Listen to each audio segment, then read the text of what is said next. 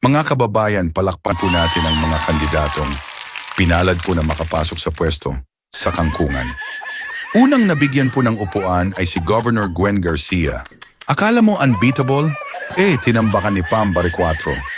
Pangalawa si Attorney Google Dan Fernandez. Naka-free data lang, kaya di ma-search ang panalo. Eto pa isa, Diyos ko, World Guinness record holder na mga losers? Si Trillanes. Tumakbong mayor ng Caloocan pero di umobra kay malapitan. Taob ulit ang kaldero. Si Stella Kimbo, nagpalit ng laban. Congresswoman to mayor? Resulta, ulats mga kababayan. Balik tricycle na naman. Benny Abante, kahit may Abante sa apelido, hindi naka-Abante sa Maynila. Sinapawan ni Joey Uy, parang sinabawan lang. At syempre si Franz Castro, reyna ng privilege speech pero laglag sa Magic 12.